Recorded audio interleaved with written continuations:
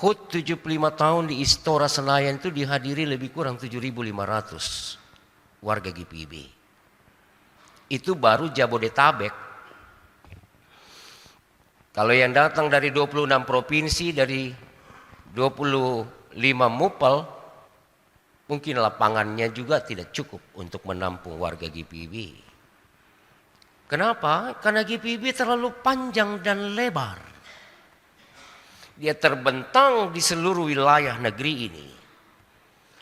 Lalu kita mau bikin pagar, kita mau tarik juga untuk mengukurnya, untuk mengetahui potensi dan kualitas GPIB di dalamnya. Tidak bisa.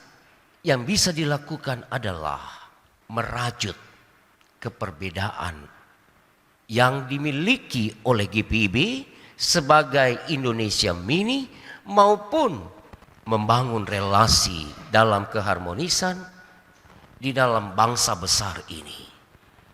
Dua rumah besar, GPIB dan Indonesia, adalah bagian yang Tuhan beri bagi kita. Dia ibarat Yerusalem yang mau diukur dan dibangun temboknya oleh orang muda dalam bacaan hari ini. Sebuah kesia-siaan. Kita harus kembali back to basic, kembali ke laptop untuk mempertanyakan siapakah kita dan siapakah Tuhan Allah. Kalau sebagai insan yang tidak punya kapabilitas dan kemampuan, jangan coba-coba jadi Tuhan Allah dalam hidup. Karena kita punya keterbatasan, saudara. Manusia itu hidupnya saja dibatasi kok. Ya, hidupnya saja ada batas. Hidup kita punya batas, yaitu kematian. Tapi ironisnya ada begitu banyak orang di dalam kehidupan ini yang selalu mau jadi Tuhan. Selalu menganggap dirinya paling perfeksionis, sempurna. Dan kemudian bersikap, berperilaku seakan-akan orang lain itu selalu ada di bawah kekuatan dan kekuasaannya. Zakaria mau bilang buat kita hari ini,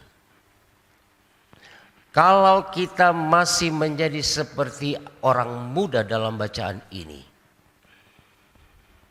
yang mengambil langkah, mengambil keputusan, mengambil satu tindakan yang dia anggap itu rasional bagi pikirannya, untuk mengukur panjang dan lebarnya kota Yerusalem itu, maka kita hanya kedapatan menjadi orang-orang yang tidak punya iman. Ibu bapak dan saya selalu juga diperhadapkan dengan berbagai macam pilihan dalam hidup. Berbagai macam keputusan-keputusan yang harus diambil dalam kehidupan. Apakah itu di keluarga, apakah itu di dalam masyarakat, apakah itu di dalam gereja Tuhan, atau di mana saja. Pilihan-pilihan kita itu menentukan apa yang akan terjadi di dalam kehadiran kita di satu komunitas atau entitas tertentu. Maka Zakaria mau bilang, jangan sekali-kali jadi anak muda yang selalu mau melakukan sesuatu dalam frame pikirnya sendiri. Maka teguran malaikat dalam bacaan ini mau mengatakan juga kepada saudara dan saya, suruh dia berhenti itu anak. Jangan maniso mau ukur-ukur itu kota Yerusalem. Tuhan Allah yang jadi tembok bagi umatnya. Tuhan Allah yang melindungi umatnya. Tuhan Allah yang akan bertindak ketika musuh-musuh mereka hadir. Meskipun tanpa tembok, tapi Tuhanlah tembok berapi yang kokoh. Kritik ini juga mau menjadi kritik bagi saya dan saudara, yang selalu mengambil keputusan sendiri dalam hidup dan menganggap apa yang kita pikirkan adalah sebuah kebenaran. Padahal sebuah pembenaran yang kita buat. Stop sudah. Lalu mulailah membangun relasi dalam keberagaman yang ada. Mari melihat bahwa kita juga dipersiapkan Tuhan untuk menerima keperbedaan itu. Dan untuk menghiasi keperbedaan itu menjadi sebuah simfoni dan harmoni yang indah. Kearifan lokal itu adalah kekayaan budaya. Ya.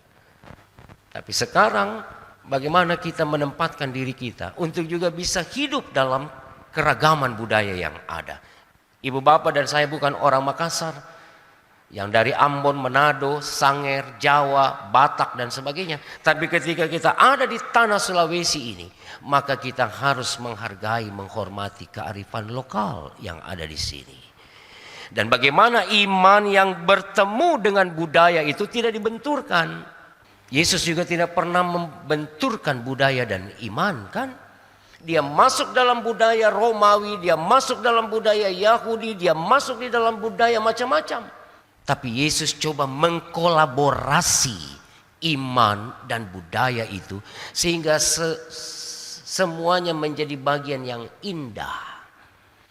Menjadi bagian yang apik untuk selalu dijalankan dalam kebersamaan tanpa harus mencari pembenaran yang benar iman atau budaya. Kuda lumping itu kalau disorong iman di situ, kira-kira dia bisa tetap jadi budaya enggak? Yang penarinya itu jingkrak, tiba-tiba dukun sembur satu kali, kemasukan semua. Ada sisi mistis dan supranatural dan semua etnik miliki itu. Ambon punya bambu gila, Bali punya kecak, dan budaya lain. Karena itu nggak bisa dimasukin iman di situ, dikasih tabrak Bapak Ibu, rusak budaya. Biarlah mereka bermain dengan budaya, keyakinan dan tradisi mereka. Meyakini ada leluhur yang dipanggil, ada orang-orang yang itu bicara dalam konteks budaya. Tapi ketika mereka selesai itu mereka beribadah, satu ke masjid, satu ke gereja, satu kemana-mana. Biarkan. Vikaris tahun kedua saya di Singkawang. Di Singkawang itu kekuatan Budanya cukup kuat. Dan kalau cap gomeh itu keluar tatung-tatung semua itu. Saya bilang mati Mija. Kenapa semua sudah tusuk-tusuk pakai pisau, pakai garpu, pakai benda-benda tajam. Orang makan ayam hidup di jalan-jalan karena itu diarak. Karena saya bilang itu tradisi yang mereka miliki. Tapi ketika mereka selesai itu, apakah mereka tidak beribadah kepada Tuhannya? Beribadah. Biarkan dia berjalan, jangan ditabrakin. Jadi menghargai, menghormati itu penting.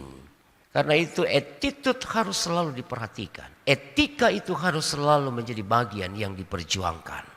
Jangan sampai orang hanya mengedepankan saya Kristen, saya anak Tuhan, saya pelayan Tuhan. Tapi attitude-mu tidak benar kepada sesama, omong kosong.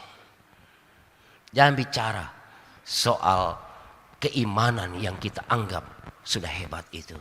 Kalau caramu untuk berhadapan dengan sesamamu dalam hidupmu itu tidak menunjukkan kriteria Kristus di dalamnya.